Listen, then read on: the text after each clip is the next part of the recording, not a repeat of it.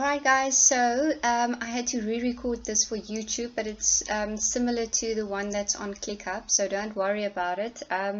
It basically boils down to exactly the same thing. So one of the examples I wanted to show you was Kenya.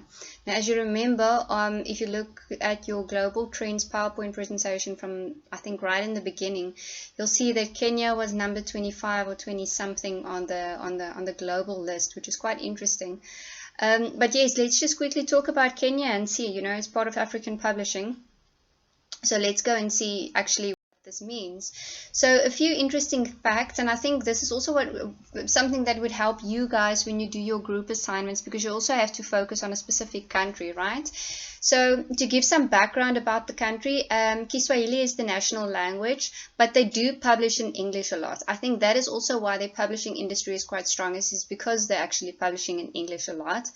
The Kiswahili language is also spoken by Uganda and Tanzania, which are neighboring countries or close to them, and which means there's then an export market for their books.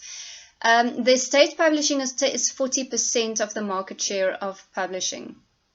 Alright, now basically what state publishing means is, and they want to do it in South Africa as well, is basically that the state or the government is responsible for the publishing of the educational, well, it's obviously mostly educational books, and they run the publishing programs, they, get the money, etc., etc. So then there are also a huge part that is actually foreign-owned publishing, which is 30%. So at the end of the day, you sit with 70% of Kenya's publishing that's basically made up either of state publishing or then foreign-owned publishing. Now, foreign-owned publishing can be like multinational, similar to what we also have in South Africa. So Cambridge University Press, Oxford University Press, and Longman. There are many others, but so they really have a foothold in the market because they publish in English, and Kenya is obviously in desperate need of books like that. Interesting facts as well is that 95% of their sales are mostly textbook sales. So it shows you what their main sector is. So whereas in South Africa we would have our largest sector would be educational publishing, theirs would be textbook sales. As far as I know, the textbook sales would obviously include educational and academic. But yeah, so obviously it's made up 95% is quite huge, where in South Africa I think it's 60, almost 70% of ours is textbook sales. But still, there are 12 billion Kenyan shillings a year that they basically, get revenue from publishing. That equals, US 150 million US dollars. There is a plan in place to turn Kenya into a middle-income country by 2030. So this is one of the government's plans, basically, that they want to put into place. And this would obviously have a ripple effect on a society. And one of those things, which is quite positive, is that they hope that people's discretionary income will thus increase. And if their discretionary income increase, they'll have more money to spend on trade books. Now, discretionary income basically is when you've subtracted all of your expenses, whatever is left is your discretionary income. So stuff that money that you can spend on stuff like books and luxury items that's not necessarily used to pay bills or for survival. A huge thing in their country as well is religious books with a Christian perspective, but these are usually also, English books, imported books that they distribute. And then they also like the genre, they're quite fond of the genres personal development and leadership skills. So that is an avenue where the publishers have recognized that there's a need, and they start to, create books for that specific need. When you look at the bestsellers for 2019 in Kenya, you'll see that all of these are English titles. And interestingly, although most of them are fiction, I think the last, definitely the last one is a non-fiction title. I'm not sure about the one just before it, the Small Country one. But these are well-known authors. But an interesting thing about this as well is that these authors are either Nigerian, Kenyan, African writers. All right. So even if they write in English, it's about their lives. It's about their frame of reference and lifestyle and point of view, which makes it interesting and would make sense why the Kenyans would then actually read these books. So go and read up on those titles and see what it's actually about. It will give you interesting insight. All right, obviously these are trade bestsellers, so it's not your textbooks and those things. These are just for interest. Then they also have a Kenyan Publishers Association. It's similar to the Publishers Association of South Africa. It is a body that basically looks after the needs of the publishing community. That may include your booksellers, your authors, your publishers. Sometimes it only focuses on the publishers, but they kind of do lobbying for regulations, for copyright laws. They try and think of strategies of how they can improve the publishing industry, etc. Right, and then a few other facts that are interesting is that they found that there, in an article that I read, that author events work quite well in Kenya. So those are similar to book launches, book signings, book tours, panel discussions, etc., etc. So those really work well. There is a Nairobi International Book Fair every single year in September, which is quite popular, and it's mostly focused on African writing, and it's also mostly attended also from other African countries, and South Africa usually always attends as well. Obviously, we don't know what's going to happen with it this year. I don't think it will still happen. Maybe just it will take an online, format. Another interesting thing about your Kenyan publishing is that their ebook sales haven't really peaked that much like other European or US or UK, in the UK. And it's quite obvious. I mean, I think if you think about their technological developments and mobile penetration and bandwidth and all those kinds of issues, it would make sense that it wouldn't necessarily have the devices and the technology available to really have an impact on ebook sales.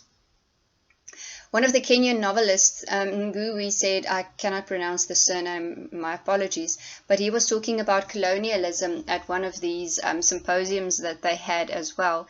And he said, African publishing is the new frontier. And we've all heard, we've all heard about decolonization. And basically that refers onto the power that some groups have over other groups, and the developed countries as opposed to developing countries, and where English as a language is very strong, where this author as well was kind of encouraging indigenous language publishing more as opposed to just selling and importing English titles.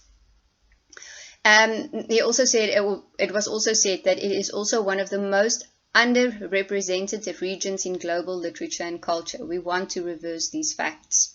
And this then brought about the Lagos Action Plan of 2018-2019. They started talking about it in 2018, and then in 2019, the International Publishers Association. Now that is obviously exactly what it says.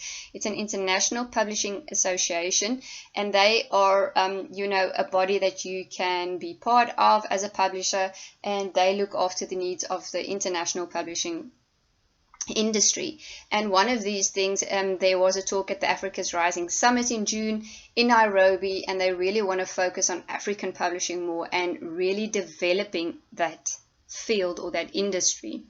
So the International Publishers Association, together with Nigerian Publishers Association and then the Kenya Publishers Association, they put a plan forth, as we said, the Lagos Action Plan, and they had transformative goals. And one of these was, to actually really try and get more collaborative partnerships with suppliers, with other publishers, working more closely with research organizations, maybe language development, translations, working closely with the IPA, limiting piracy.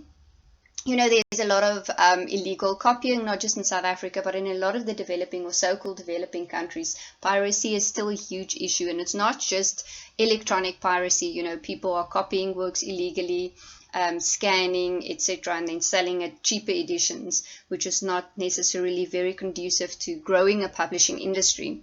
They also obviously thought once again about diversity and inclusion in publishing, not just about languages, but the same inclusivity that we've talked about earlier on, different themes, feminist writing, maybe more poetry, more LGBTQ+, and including, a diversity of authors, males, females, different languages, different, upbringings, etc. What is, I think, a really cool kind of deliverable that they're thinking of is establish a database of African books and ISBNs, because it seems that there's no conclusive, or not conclusive, comprehensive, that's the better word, but a comprehensive database of African titles and African books with their ISBNs. It's always good to have, it's a handy reference to have, you know, a whole database of all African titles, especially for research purposes, for buying and selling, etc., etc. And then the second that obviously ties to number 4 is collecting sales data. Now, you know, Nielsen Bookscan is an organization that collects sales information from different bookstores and publishers, and then they then they distribute these reports, like they do it in weeks, week 1, week 2, etc., etc. And then you as a publisher have access to all the sales data. You can actually see, you know, which titles of your competitors have sold and what is popular, and it's a great statistical tool. And they would also like to Nielsen's to get on board and, you know, do the same for them and in their country. So it's really good to have an action plan. It just shows you that there are certain goals and that there are certain things that they do want to achieve in the Kenyan publishing industry.